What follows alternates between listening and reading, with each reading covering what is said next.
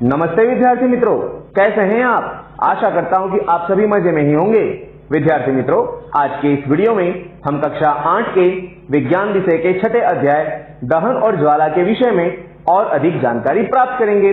पिछले वीडियो में हमने दहन के लिए क्या क्या आवश्यक शर्तें हैं उनके विषय में चर्चा की। हमने देखा कि दहन के लिए पर्याप्त मात्रा में ईंधन, ऑक्सीजन और पदार्थ का उसके ज्वलन ताप तक जलना या गर्मी देना अति आवश्यक है। आज के इस वीडियो में हम दहन को रोकने के लिए क्या उपाय कर सकते हैं उसके विषय में चर्चा करनी है। तो आइए विद्यार्थी मित्रों शुरू करते हैं। विद्यार्थी मित्रों, हमने हमारे घर के आसपास के कई विस्तारों में आग लगते हुए देखा होगा। आपने देखा होगा कई विस्तारों में जब आग लगती है तब बड़ी मात्रा में नुकसान होता है। यह आग दुकानों में, शॉपिंग मॉल में, अस्पतालों में, ना जाने कितने ही बाजारों में दीपावली की सीजन के दरमियान भी देखने को मिल सकती है। और इन्हें बुझाने के लिए हमने कई बार फायर ब्रिगेड वाले व्यक्तियों को काम करते हुए देखा है। विद्यार्थी मित्रों, यह आग हमारे लिए काफी ज्यादा नुकसान प्रेरित कर सकती है, अतः इसे रोकना हमारे लिए जरूरी बनता है। तो आइए हम देखते हैं कि इन्हें बुझाने के लिए हम क्या कर सकते हैं। हमने पिछले वीडियो में देखा कि आग लगने के लिए 3 परिबलों का होना अति आवश्यक है। उसमें पहला था ऑक्सीजन, दूसरा था पदार्थ का उसके ज्वलन ताप तक उष्मा देना और तीसरा था ईंधन की पर्याप्त मात्रा। यदि विद्यार्थी मित्रों हम इन तीनों की आपूर्ति में से किसी भी एक की आपूर्ति कम कर दें तो हम ईंधन जो जल रहा है उसमें लगने वाली आग को नियंत्रण में ला सकते हैं। उसके लिए विद्यार्थी मित्रों हमने करना क्या है, तो आपने कई बार ऑफिसों में, आपकी पाठशाला में, अस्पतालों में, बाजारों में या दुकानों में विविध प्रकार के आग बुझाने वाले यंत्रों को जरूर देखा होगा। यह आग बुझाने वाले यंत्रों के अंदर रहे हुए रसायनों की मदद से हम आग को नियंत्रण में ला पाते हैं। इन रसायनों में होता क्या क्या है, तो विद्यार्थी मित्रों आपने देखा होगा कि कुछ ऐसे संयंत्र होते हैं जिनमें पाउडर भरा होता है, कुछ ऐसे संयंत्र होते हैं जिनमें पानी भरा होता है तथा कुछ ऐसे होते हैं कार्बन डाइऑक्साइड का घन स्वरूप भरा होता है जिन्हें हम सूखा बर्फ के नाम से भी जानते हैं। विद्यार्थी मित्रों, जब हम इनमें रहे हुए रसायनों का मारा आग के ऊपर लगाते हैं तब वह ईंधन का हवा के साथ में संपर्क रोक देती है, यानी उसे ऑक्सीजन जलने के लिए नहीं मिल पाता और वह आग लगने से बच जाता है। अर्थात हम इस प्रकार से इनका छिड़काव करके आग को नियंत्रण में ला सकते हैं। विद्यार्थी मित्रों, यह काम किस तरह से करता है, तो विद्यार्थियों जब जल ज्वलनशील पदार्थों को ठंडा करता है जिससे उसका तापमान उसके ज्वलन ताप से कम हो जाता है और ऐसा करने से आग का फैलना रुक जाता है। साथ ही जलवाष्प ज्वलनशील पदार्थों को चारों तरफ से घेर लेता है, फलतः उसका वायु के साथ संपर्क रुक जाता है जिससे आग बुझ जाती है। विद्यार्थी मित्रों, ईंधन, वायु यानी ऑक्सीजन की आपूर्ति और उष्मा यानी ईंधन का ताप उसके ज्वलन ताप से अधिक करने हेतु इनमें से एक या अधिक आवश्यकताओं को यदि हम हटा दें तो हम आग को नियंत्रण में ला सकते हैं। आग बुझाने वाले का कार्य वायु का प्रवाह काटना या ईंधन का ताप कम करना या दोनों ही हो सकता है। ध्यान दीजिए कि अधिकांश स्थितियों में ईंधन की मात्रा को हटाया नहीं जा सकता। जैसे कि विद्यार्थी मित्रों, अगर आपने देखा हो कि आपके घर के आसपास किसी विस्तार में आग लगी हो या किसी दुकान में आग लगी हो तो क्या हम दुकान को हटाते हैं? बिल्कुल नहीं ना, हम उसको पानी डाल करके आग बुझाने की कोशिश करते हैं। तो क्योंकि ईंधन की मात्रा कई बार बहुत अधिक होती है जिसे हटा पाना संभवतः सरल नहीं होता। जैसे कि यदि किसी भवन में आग लगी हो तो संपूर्ण भवन का ईंधन हटा पाना संभव नहीं है, क्योंकि उस समय संपूर्ण भवन ही एक ईंधन के रूप में कार्य करता है। अब आइए विद्यार्थी मित्रों हम दहन के प्रकारों के विषय में चर्चा करते हैं। दहन के कुछ प्रकार निम्नानुसार हैं। सबसे पहले तीव्र दहन, फिर मंद दहन, फिर स्वतः दहन और विस्फोट के साथ दहन। आपने इन सभी प्रकार के दहनों के विषय में थोड़ा बहुत ज्ञान तो प्राप्त किया हुआ ही है। तो आइए अब इन सब के विषय में एक एक से अभ्यास करते हैं। विद्यार्थी मित्रों, सबसे पहले हम चर्चा करते हैं तीव्र दहन के विषय में। विद्यार्थी मित्रों, जिस दहन में पदार्थ तेजी से जल करके उच्च मात्रा में उष्मा एवं प्रकाश उत्पन्न करता हो उस दहन को हम तीव्र दहन कहते हैं। जैसे कि विद्यार्थी मित्रों, अगर हम किसी गैस को जलाते हैं, हमारे घर में रहे हुए एलपीजी गैस के बाटले में से गैस निकलती है। जब हम उसे दहन करते हैं तो वह त्वरित रूप से आग को पकड़ लेता है और तेजी से जलने लग जाता है, अतः वह एक प्रकार का तीव्र दहन है। साथ ही विद्यार्थी मित्रों, गैस की स्टोव की घुंटी घुमा करके गैस चालू करें तब हम पाते हैं कि उसमें से गैस तेजी से जलने लग जाती है और उष्मा तथा प्रकाश उत्पन्न करती है। यह एक प्रकार का तीव्र दहन कहलाता है। दूसरी चर्चा करते हैं मंद दहन की। विद्यार्थी मित्रों, यह इस प्रकार का दहन होता है कि जिसमें पदार्थ का दहन अति मंद गति से होता है। हाँ, प्रकाश उत्पन्न नहीं होता परंतु उष्मा मंद गति से उत्पन्न होती है। हमारे शरीर में पोषक तत्वों का जो दहन होता है उसके फलतः उष्मा उत्पन्न होती है जिससे हम विविध प्रकार के कार्य कर सकते हैं। यह एक प्रकार का मंद दहन ही है। अब चर्चा करते हैं स्वतः दहन की। विद्यार्थी मित्रों, आपने देखा होगा कि कई विस्तारों में कुछ पदार्थ ऐसे होते हैं जो बिना किसी कारण के ही जलने लग जाते हैं।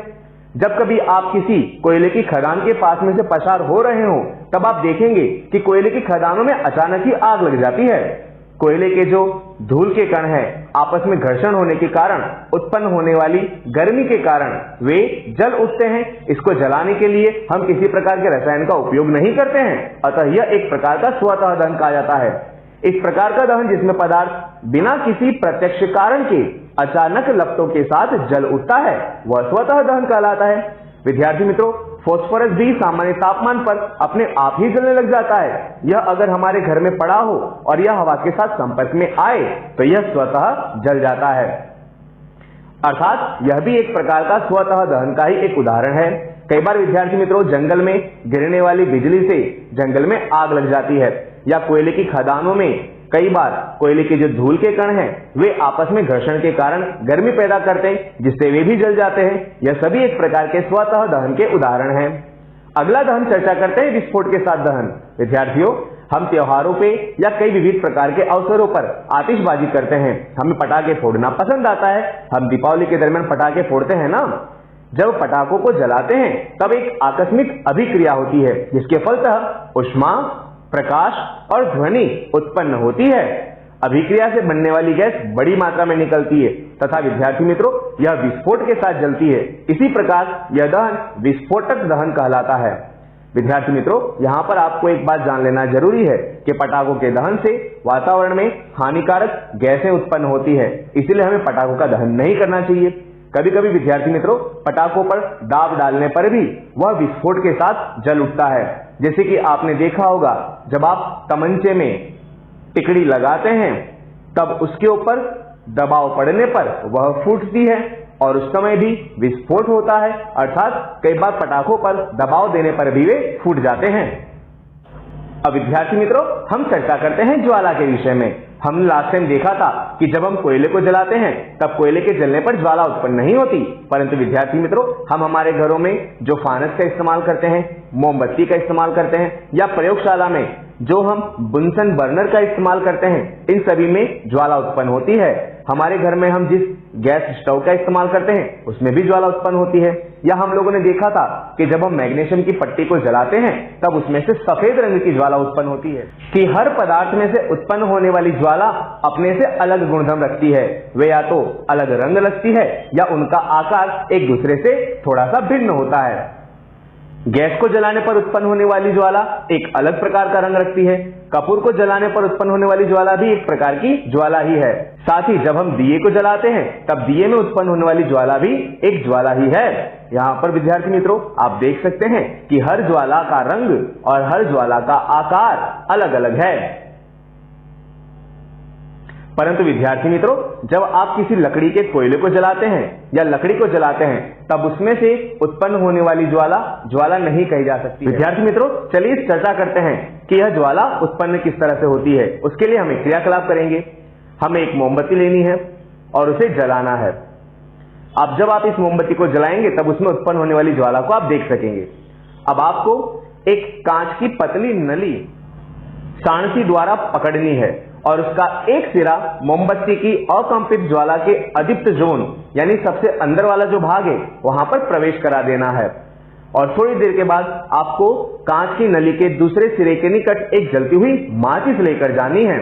जब आप उस माचिस को लेकर जाएंगे तब आप देखेंगे कि उस कांच की नली में से निकलने वाला जो गैस है वह गैस कुछ समय बाद जलने लग जाती है और वहां पर ज्वाला उत्पन्न होती आप देख सकते हैं। इसके पीछे विद्यार्थी मित्रों क्या कारण हो सकता है? तो विद्यार्थियों, दहन के समय जो पदार्थ वाष्पित होते हैं वह ज्वाला का निर्माण करते हैं। यानी जब कभी भी हम किसी पदार्थ को जलाते हैं तब उसके द्वारा जो वाष्प बनती है उसमें कुछ वाष्पित पदार्थ होते हैं। हो सकता है उसमें कार्बन हो और वह ज्वाला का निर्माण करते हैं। उदाहरण के लिए मिट्टी का तेल और पिघली हुई मोमबत्ती के साथ साथ ऊपर यह पदार्थ उठते हैं और दहन के समय वाष्पित होकर के ज्वाला का निर्माण करते हैं। कांच की नली से बाहर निकलने वाली जो मोम की वाष्प है उसको जलाने पर उसमें से हम ज्वाला देख सकते हैं। परंतु विद्यार्थी मित्रों, लकड़ी या कोयले का जो पदार्थ है अगर हम उसे जलाते हैं तब उसमें हम किसी भी प्रकार की ज्वाला नहीं देख सकते हैं। इसका अर्थ यह हुआ कि लकड़ी या कोयले में किसी भी प्रकार का वाष्पशील पदार्थ नहीं होता है, अतः वह ज्वाला उत्पन्न नहीं करते हैं। तो चलिए विद्यार्थी मित्रों, अब हम पता लगाते हैं कि यह वाष्पशील पदार्थ होते कैसे हैं। तो सबसे पहले हम एक क्रियाकलाप करते हैं। हमें क्या करना है, तो एक मोमबत्ती जलाकर मोमबत्ती की ज्वाला स्थिर हो जाए तब तक थोड़ा इंतजार करना है और उसके स्थिर होने पर ज्वाला के दीप्त क्षेत्र में एक स्वच्छ कांच की प्लेट स्लाइड प्रविष्ट करानी है। उसे सांची की सहायता से लगभग 10 सेकंड तक पकड़े रखना है और फिर उसे हटा लेना है। जब आप इस स्लाइड को हटा लेते हैं तब आप पाएंगे कि कांच की प्लेट या स्लाइड पर एक गोल काला वलय बना हुआ आपको दिखाई देगा। यह ज्वाला के दीप्त क्षेत्र में उपस्थित बिना जले कार्बन के कण हैं, उनका जमाव यहां पर हुआ है। जब हमने मोमबत्ती को जलाया तब उसके जलने पर उसमें से उत्पन्न होने वाले जो वाष्पशील पदार्थ हैं वो वाष्पशील पदार्थ कार्बन के कणों के रूप में हमें एक वलय के रूप में देखने को मिलते हैं। अर्थात हम कह सकते हैं कि मोमबत्ती को जलाने पर उसमें से वाष्पशील पदार्थ उत्पन्न होते हैं जो कि ज्वाला का निर्माण करते हैं। अब विद्यार्थी मित्रों, हम मोमबत्ती की ज्वाला के विविध भागों का अभ्यास करते हैं। आपने जब कभी भी मोमबत्ती जलाई हो तब आप उसके भागों को ध्यानपूर्वक अवलोकन कर सकते हैं। जैसे कि यह मोमबत्ती है, यह मोमबत्ती का सबसे गर्म भाग है जो कि सबसे बाहर वाला होता है।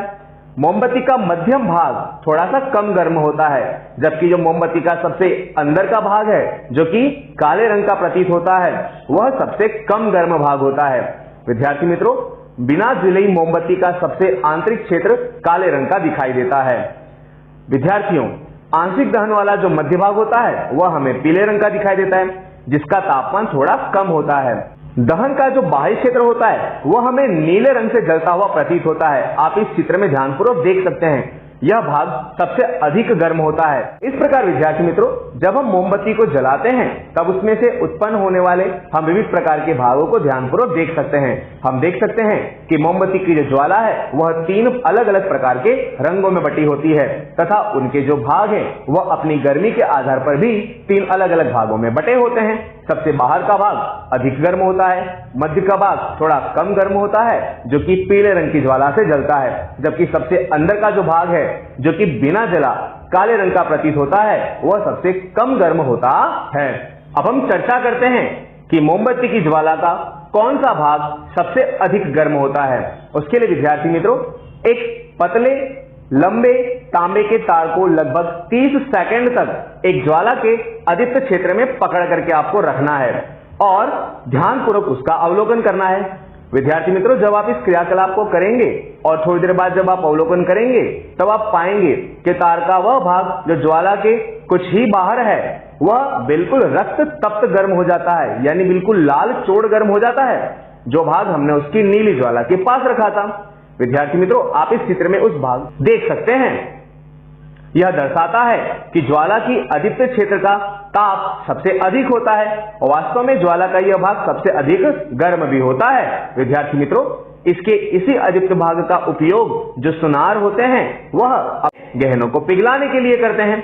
सोने और चांदी को पिघलाने के लिए सुनार धातु की फूंकनी जैसे पदार्थ का इस्तेमाल करते हैं, जो कि सबसे बाहर की जो ज्वाला है उस पर फूंक मारते हैं और उसमें से ऊर्जा प्राप्त करते हैं। आपने अपने आसपास किसी दुकान में सुनार को इस ज्वाला के सबसे बाहर के अदीप्त भाग का उपयोग करके सोने या चांदी को पिघलाते हुए देखा होगा।